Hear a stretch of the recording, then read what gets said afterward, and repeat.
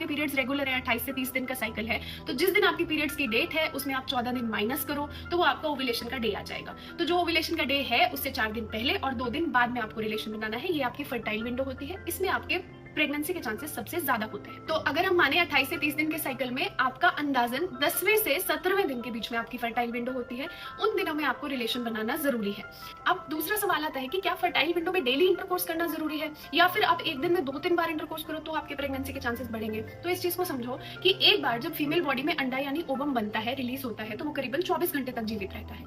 और जब स्पर्म एक बार फीमेल बॉडी में एंटर करता है तो वो कम से कम 3 से 4 दिन जीवित रह सकता है। तो हमें क्या चीज समझनी है, जिस 24 घंटे में ओवम रिलीज हुआ उस समय स्पर्म बॉडी में प्रेजेंट होना चाहिए। तो एक बार अगर आप इंटरकोर्स करोगे वो स्पर्म 2 से 3 दिन तक भी जीवित रहेगा तो वो फर्टिलाइज करने के चांसेस रखेगा। तो इसलिए आपको डेली इंटरकोर्स करने की जरूरत नहीं है। अगर आप ऑल्टरनेट डे भी कर रहे हैं तो वो बेस्ट है। एंड सबसे जरूरी चीज, एक दिन में 2-3 बार करने की तो बिल्कुल जरूरत नहीं है, इससे सिर्फ आपको थकान होगी। प्रेगनेंसी के चांसेस में मल्टीपल टाइम इंटरकोर्स से कोई फर्क नहीं पड़ेगा। इंटरकोर्स के लिए टाइम कौन सा बेस्ट है, सुबह में इंटरकोर्स करें, इवनिंग में इंटरकोर्स करें, मिडनाइट इंटरकोर्स, बहुत सारी फैंटेसीज हैं, बहुत सारे क्वेश्चन है इस बारे में भी। तो मैं आपको बताती हूँ, वैसे साइंटिफिक बेसिस पे morning time intercourse is better as compare to evening intercourse, but it is not an hard and fast rule.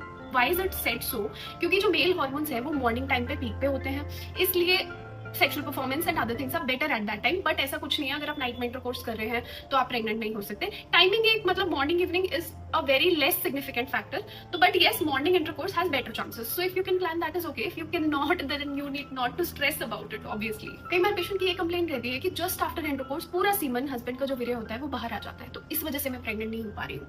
And बहुत सारे ये भी डाउट्स रहते हैं कि कितनी देर तक हमें लेटना चाहिए after intercourse for achieving pregnancy. क्योंकि मूवीज में दिखाते हैं आप आधे घंटे लेटे रहो, आप पूरी पूरी रात लेटे रहो, तकिए लगा लो, पैर ऊपर कर लो।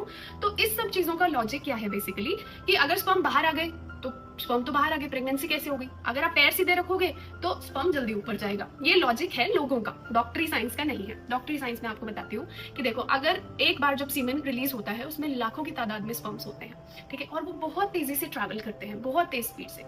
तो अगर सीमन आपका बाहर भी आ जाता है तो थाइस से भी स्पर्म्स ऊपर असेंड हो सकते हैं, ठीक है, ऐसा कुछ नहीं है। बट स्पर्म्स को जब एक बार वजाइना में रिलीज होगा तो वो पहले सर्विक्स में जाता है, यूट्रस की कैविटी में जाता है, फिर ट्यूब में जाता है, ट्यूब में जाके वो ओवम से मिलता है, वहां पे फर्टिलाइजेशन होती है। तो उसको करीबन 10-15 सेंटीमीटर का डिस्टेंस तय करना होता है।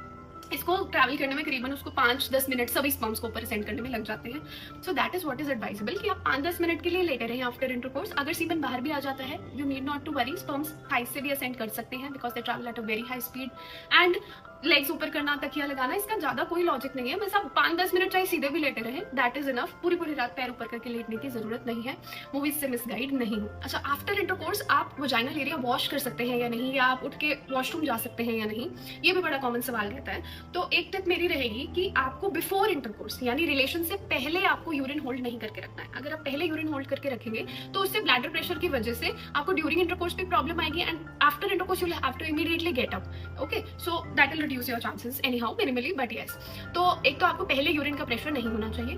दूसरी चीज, आप आफ्टर 10 मिनट्स वॉश कर सकते हैं, बट आपको कुछ केमिकल्स या वजाइनल डूशिंग ये नहीं करनी है। बिकॉज जो केमिकल्स होते हैं ना डूशिंग में या जो वजाइनल वॉशेस में जो केमिकल्स होते हैं, they are sometimes sperm killers. वो स्पर्म के लिए फ्रेंडली नहीं होते, स्पर्म की क्वालिटी को अफेक्ट कर सकते हैं। तो आप 10 मिनट के बाद उठ सकते हैं, नॉर्मल पानी से वॉश कर सकते हैं, और अदरवाइज कोई केमिकल्स आप जितना हो सके आफ्टर इंटरकोर्स आप अवॉइड करें। कुछ भी डूश या टेम्पोन इंसर्शन भी आप अवॉइड करें। जब प्रेगनेंसी का ट्राई कर रहे हैं तो क्या लुब्रिकेंट यूज कर सकते हैं क्या?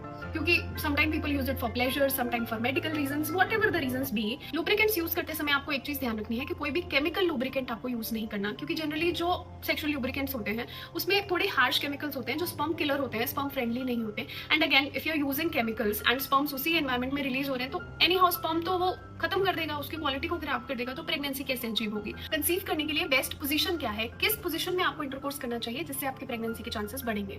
तो कई लोग बोलते हैं मिशनरी बेस्ट है, कई लोग बोलते हैं this style is best, this is best, but let me tell you, scientific evidence कुछ भी नहीं है रिगार्डिंग पोजीशन फॉर कंसेप्शन।